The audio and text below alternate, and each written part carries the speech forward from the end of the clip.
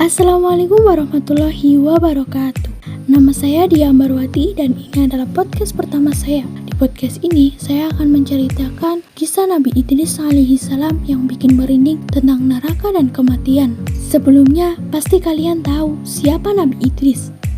Ya, Nabi Idris adalah keturunan ke-6 dari Nabi Adam alaihi salam. Dia adalah putra dari Qabil dan Iklimah.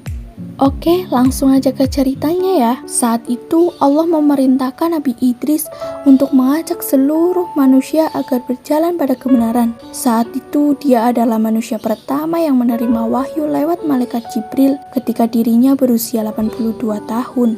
Suatu hari, ketika Nabi Idris dan malaikat Israil beribadah bersama, kemudian Nabi Idris mengajukan permintaan unik. Bisakah engkau membawa saya melihat surga dan neraka, wahai malaikat Israil? Tanya Nabi Idris alaihi salam. Malaikat Israil pun menjawab, wahai Nabi Allah, lagi-lagi permintaan darimu sungguh aneh. Mengapa engkau meminta hal itu?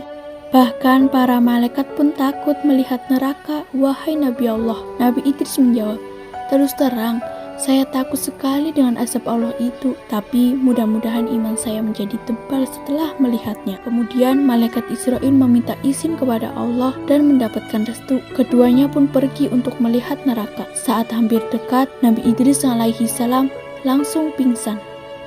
Malaikat penjaga neraka merupakan sosok yang sangat menakutkan. Ia menyeret dan menyiksa manusia-manusia yang durhaka kepada Allah semasa hidupnya. Nabi Idris alaihi salam tidak sanggup menyaksikan berbagai siksaan yang sangat mengerikan itu. Tidak ada pemandangan yang lebih mengerikan dibandingkan dengan neraka. Api berkobar dahsyat, bunyi yang bermuruh, menakutkan, dan hal-hal yang mengerikan lainnya. Nabi Idris meninggalkan neraka dengan tubuh yang lemas.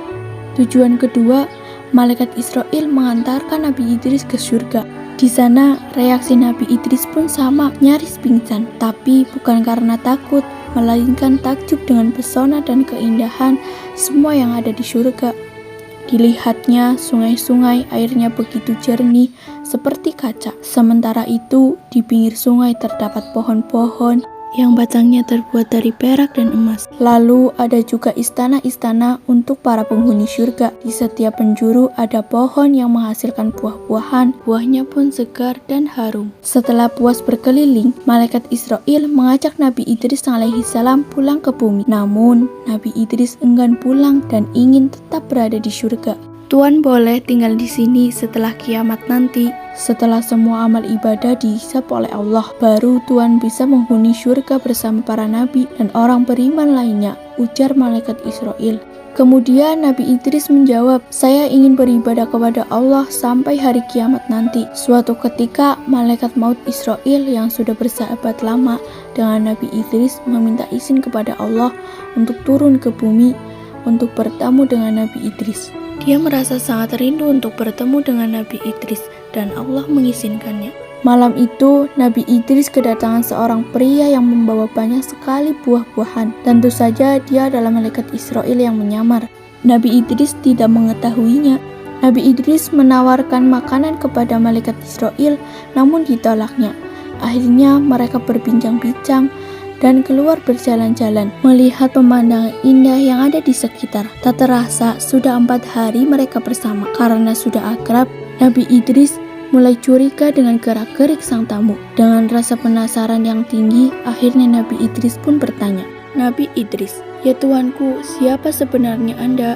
Malaikat Israil. Maaf ya Nabi Allah, saya sebenarnya malaikat Israil. Nabi Idris. Malaikat Israil, kaukah pencabut nyawa itu? Malaikat Israil. Benar ya Idris. Nabi Idris. Sudah 4 hari engkau bersamaku. Apakah engkau juga menunaikan tugasmu dalam mencabut nyawa makhluk-makhluk di dunia ini?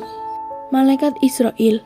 Wahai Idris, selama 4 hari ini banyak sekali nyawa-nyawa yang telah saya cabut. Roh makhluk-makhluk itu bagaikan hidangan di hadapanku. Aku ambil mereka bagaikan seseorang sedang menguap-nguap makanan. Nabi Idris, wahai malaikat Israil, lantas apa maksud kedatangan engkau kemari?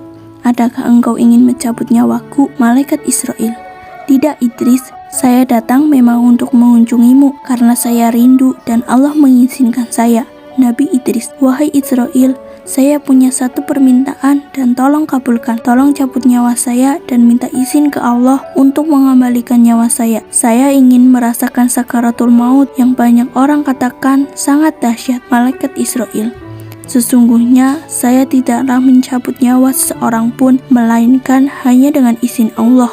Kemudian Allah mengabulkan permintaan sang Nabi dan malaikat Israel pun mencabut nyawa Nabi Idris saat itu juga. Malaikat Israel menangis melihat sahabatnya merasakan kesakitan. Setelah mati, Allah menghidupkan kembali Idris. Setelah hidup, Nabi Idris menangis sejadi-jadinya. Dia tidak bisa membayangkan jika manusia-manusia lain mengalami sakaratul maut dengan kedahsyatan yang sama. Nabi Idris tidak tega jika umatnya harus sengsara di ujung hidup dan mati. Sejak saat itu, Nabi Idris makin giat mengajak umatnya untuk senantiasa berbuat kebaikan dan jujur untuk hal-hal kebenaran. Nah, banyak kan pelajaran yang kalian ambil dari kisah Nabi Idris. Dan ada juga beberapa pesan yang disampaikan Nabi Idris alaihi salam semasa hidupnya kepada para umat. Salah satunya, besarnya rasa syukur yang diucapkan tetap tidak akan mampu mengalahkan besarnya nikmat Tuhan yang diberikan. Baiklah, terima kasih telah mendengarkan podcast ini. Wassalamualaikum warahmatullahi wabarakatuh.